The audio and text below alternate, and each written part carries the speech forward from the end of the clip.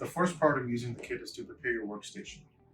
So the first thing you're going to do is open the light in the flow hood. You're going to spray the bench area with 70% ethanol and wipe it clean. At that point, you can turn on the laminar airflow.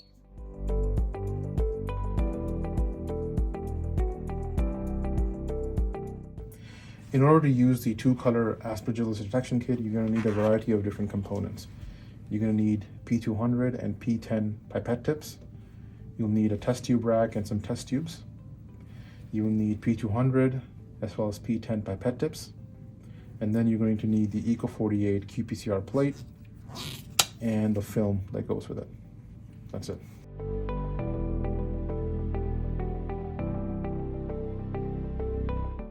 So once you have the components as I outlined in the previous video, you're going to take the two-color Aspergillus qPCR detection kit.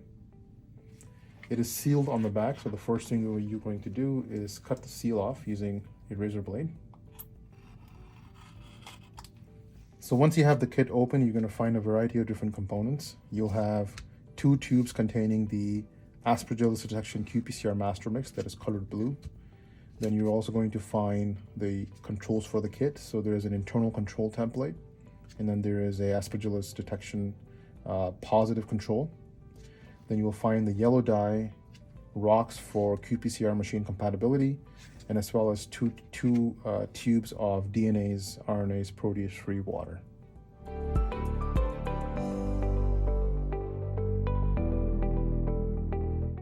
So once you have opened the kit, make sure to thaw all components on ice, and it is necessary to keep all the components on ice during reaction setup. So on ice, you should have the two-color Aspergillus detection master mix. Now make sure that this has been reconstituted with the appropriate amount of rocks to ensure machine compatibility. Besides the qPCR master mix, you should also have your controls. So we have an internal control, a positive control for the kit. You should also have the DNase, RNase, protease-free water that we will use for negative control. And then you should have your yellow dye.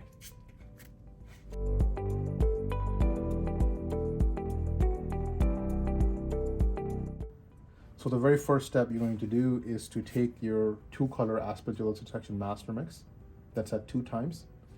You're going to invert it about 10 times to make sure that the solution is homogeneous. And then you're going to pipette 10 microliters of this into a well of an Eco 48 qPCR plate. So once again, we're going to take 10 microliters of this and pipette it into the Eco 48 plate.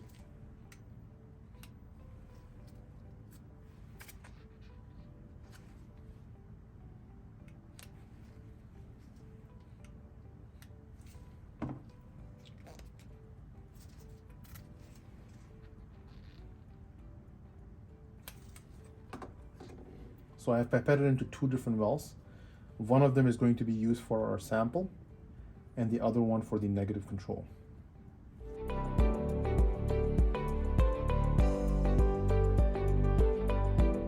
So once you have aliquoted the qPCR detection master mix into wells of the Eco 48 plate, in a separate tube you're going to prepare your sample, and then in another tube you're going to prepare a negative control.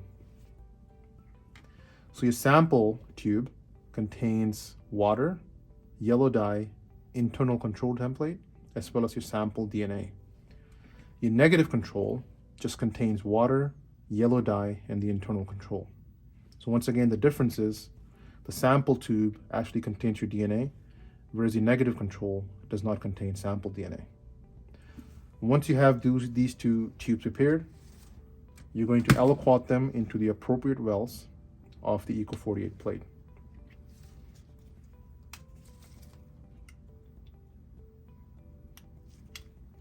So you're going to take the sample DNA and pipette it into well A1. And as you can see, as soon as you add the sample, the master mix changes color to green, which gives you a visual confirmation that all the components have been mixed and ready for qPCR.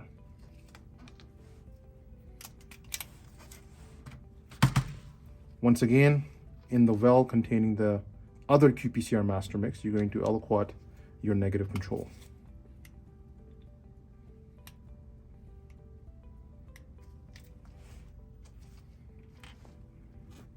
And once again, as soon as you add your negative control, the master mix changes color to green, ensuring that all the components have been mixed. The sample and the negative control are separated on the Eco 48 plate to minimize the chance of contamination. So once you have aliquoted the master mix, your sample DNA, as well as the negative control, you're going to then go ahead and apply the film to cover the wells of the Eco 48 plate prior to the qPCR run.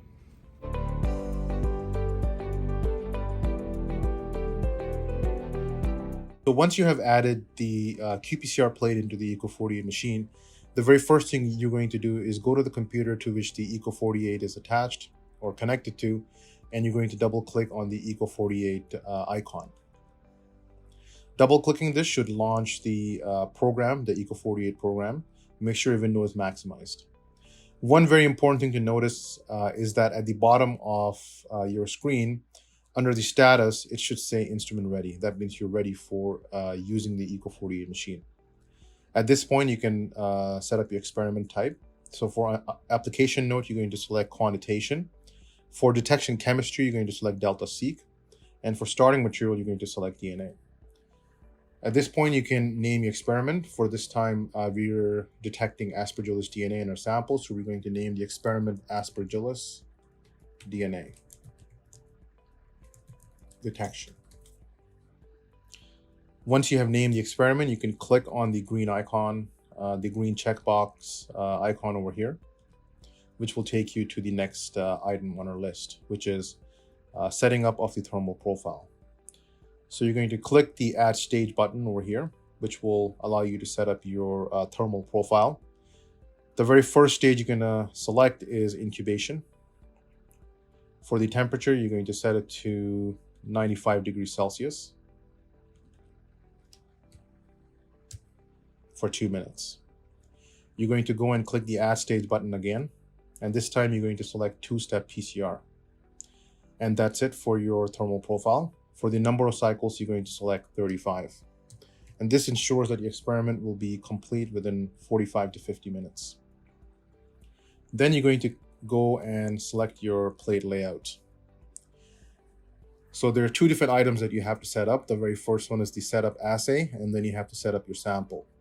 So for setting up the assay, you're going to click the A button, and you're going to select the number of assays to 2. That's because this is a 2-color detection kit. For the assay number 1, you're going to type in Aspergillus. If you're using Salmonella, you would be choosing Salmonella, etc. For assay number 2, you're going to be typing in internal control. For your reporter for the Aspergillus, you're going to select FAM, and for your internal control, you're going to select HEX. Now, if your machine is not equipped with the HEX filter, you can alternatively use WIC.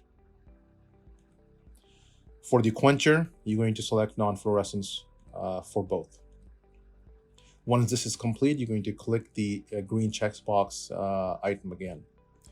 The next item on the list is to set up your samples.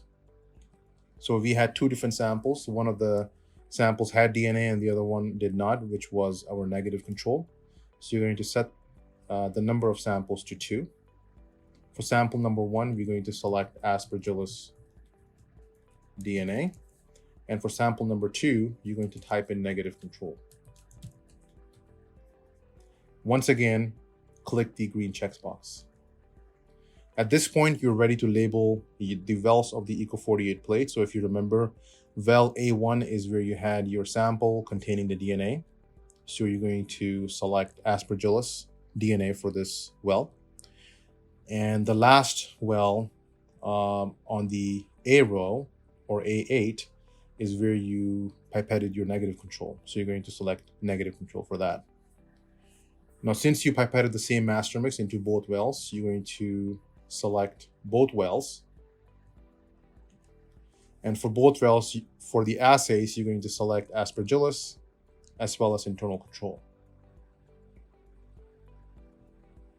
Now, once the setup is complete, you're going to click on the Start Run button over here. And once you click this button, it should take you to the next stage, which will allow you to save the item. So over here, you can save this on your PC. Click Save, and then this leads you to the page where you can see your Eco 48 machine actually cycling. And that's it. You can let the Eco 48 continue.